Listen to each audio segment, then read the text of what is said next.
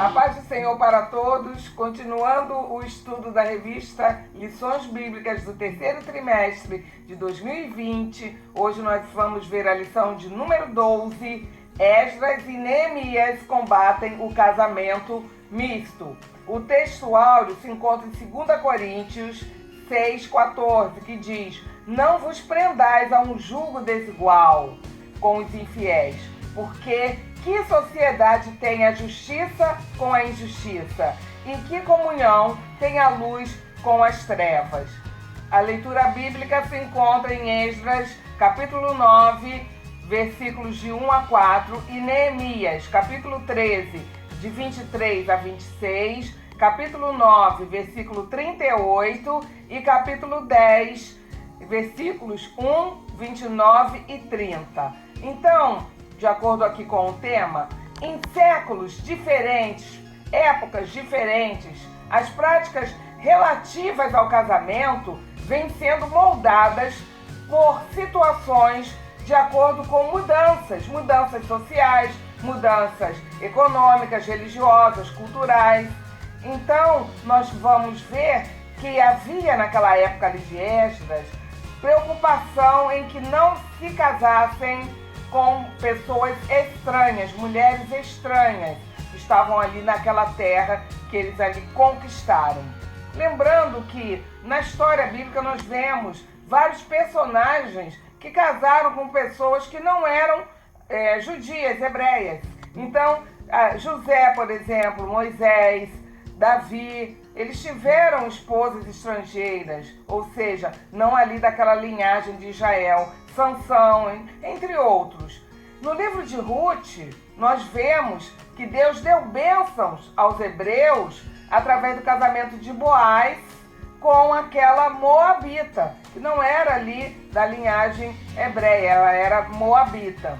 Na época de Esdras, que nós examinamos esses 3 meses, nós estamos vendo aqui a reconstituição, o renascimento, a renovação da fé, do espírito, havia uma grande preocupação com a pureza cultural e pela preservação da identidade do povo judeu. Os homens ali estavam se casando com mulheres estranhas e, mais ainda, eles começaram a praticar abominações incentivadas ali até por elas, fazendo coisas de outras culturas, de outra religião.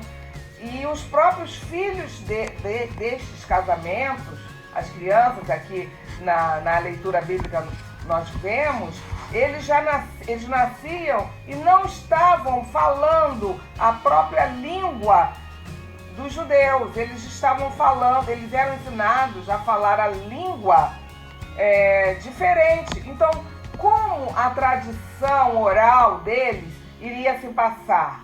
Como eles iriam aprender a lei do Senhor, se ela toda estava escrita ali numa linguagem que os judeus conheciam? Então havia uma quebra de risco da unidade espiritual da nação. O povo judeu sempre teve que lutar por uma união total de língua, de costumes, de adoração ao único Deus, para poder sobreviver.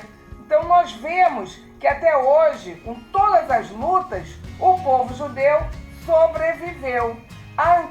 O Antigo Testamento proibia a união mista. Então eles estavam desobedecendo a Deus. Então Esdras e Neemias agiram energicamente.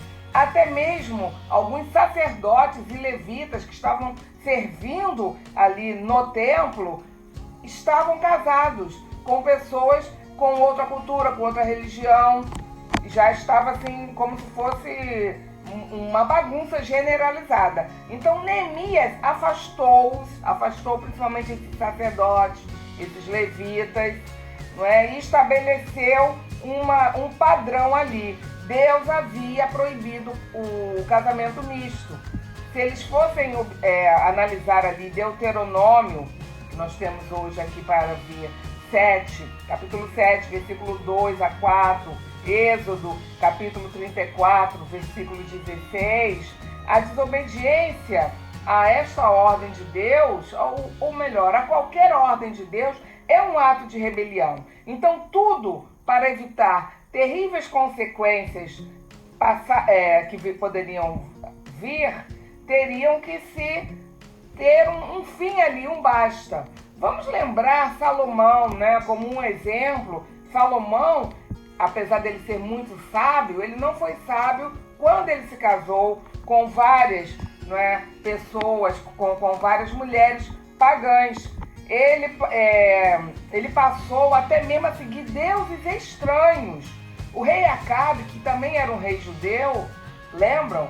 Ele casou com uma mulher dita estrangeira, que é a terrível Jezabel. E nós vimos a consequência. Por influência dela, o rei Acabe fortaleceu inclusive o culto a Baal. Sansão, então, nem se fala, né? Ele foi ali, se relacionou com Dalila e sabemos as péssimas consequências que aconteceram. Então, havia que se ter uma unidade, o povo. A própria preservação do povo judeu até hoje é considerado um milagre. O povo judeu, ele sofreu terríveis perseguições e continuam a receber. Não é? Os povos antigos, os antigos gregos, a civilização grega, os impérios romanos, babilônicos, assírios, eles passaram. Nós vemos que hoje nós estudamos na história, esse povo sumiu, mas os judeus continuam sendo preservados por Deus. Lembram-se, ali na Segunda Guerra Mundial, Hitler, os nazistas, perseguiram muito o povo judeu, mas Deus preservou o seu povo e sempre há de preservar. Sempre haverá um remanescente de Deus, dos judeus, pelo amor de quem? Do nome do próprio Deus. Ele preserva e vai preservar. Hoje, o povo de Deus somos nós. Nós estamos abarcados aqui como co-herdeiros através de Cristo. E Deus vai nos preservar.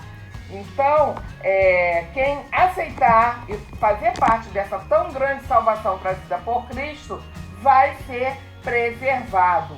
Em 1 Coríntios 7, versículo 39, o apóstolo Paulo diz: e fica livre para casar com quem quiser, contanto que seja no Senhor.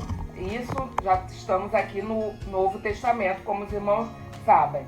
Então, fica livre para casar com quem quiser, contanto que seja no Senhor. Meditem, né? Vamos meditar profundamente nas Sagradas Escrituras, lembrando que em Mateus, aqui nas Escrituras, Mateus capítulo 19, versículo 6, o próprio Jesus diz: não são mais dois, mas uma só carne. Então, espera em Deus. Salmos 127, ali no versículo 14, Salmo 37, versículo 7, fala isso: espera em Deus, ore, né? Vamos orar, Deus vai ouvir e preparar o melhor para que o povo se case, se una e faça uma família, que é o melhor projeto de Deus. E atentemos mais uma vez ao texto áureo da nossa lição, que diz: não vos prendais a um jugo desigual com os infiéis, porque que sociedade tem a justiça com a injustiça? E que comunhão tem a luz com as trevas? Amém? Fiquem na paz, eu agradeço. Obrigada.